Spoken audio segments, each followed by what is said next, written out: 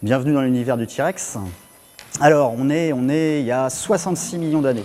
Alors, 66 millions d'années, sur cette petite coupe géologique, c'est symbolisé par cette limite blanche. Cette limite blanche, c'est la crise Crétacé-Tertiaire, la chute d'une météorite. Au-dessus de cette limite, les dinosaures ont disparu. Et en dessous, on a encore des dinosaures et on a en particulier donc, le Tyrannosaurus rex qui vivait en Amérique du Nord. La limite entre le Crétacé et le Tertiaire, elle serait symbolisée par une espèce de ligne diagonale. Donc tout ce qui est en bas à gauche de cette vitrine, ce sont des organismes marins vraiment symboliques du Crétacé. On va avoir des inocérats, mais puis surtout les ammonites et les bélemnites, qui vont disparaître en même temps que Tyrannosaurus rex. On peut aussi trouver des végétaux. Et ce qui est assez étonnant, c'est qu'on peut reconstituer quasiment l'ensemble de la chaîne alimentaire. Donc là, on va avoir des fossiles de plantes. Et si on regarde de près la découpe de ces plantes, eh ben, on peut reconnaître des plantes qui ressemblent à des arbres actuels. Elles sont là aussi pour nous rappeler qu'à l'époque du Tyrannosaurus rex, on a des grands dinosaures herbivores.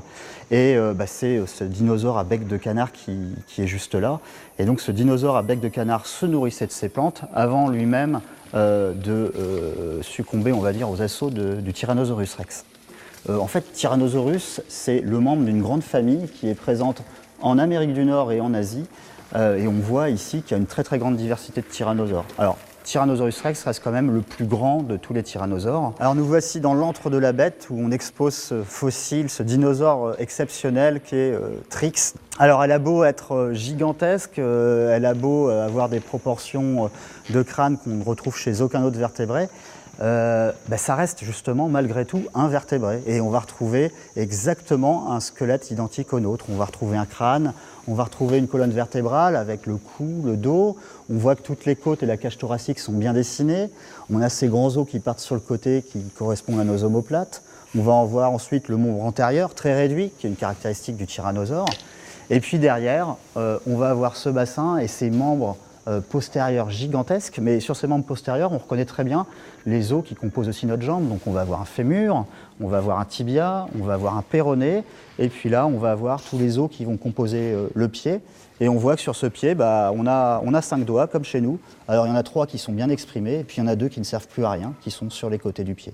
Alors ce dispositif, c'est 3 cerveaux, ou du moins des moulages endocrâniens d'un être humain, d'un crocodile, et d'un tyrannosaure. Alors ce qui est important, c'est qu'ils sont à l'échelle. Donc on voit que le cerveau humain est beaucoup plus grand que celui des reptiles, mais on voit que notre tyrannosaure semble avoir un cerveau qui est proportionnellement quand même plus développé que celui du crocodile. Sur cet endocrâne de tyrannosaure, on voit qu'il y a une zone particulièrement bien développée, du moins si on la compare à celle des autres dinosaures, c'est celle-ci.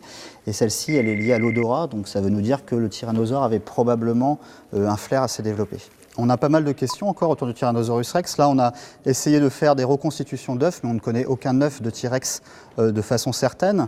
De la même façon, on ne connaît pas non plus vraiment des tout petits tyrannosaures. Et on ne sait pas vraiment comment ils vivaient quand ils commençaient leur vie. Est-ce qu'il y avait des structures sociales et des familles de tyrannosaures? C'est des questions qui sont encore ouvertes et on a encore des découvertes à faire.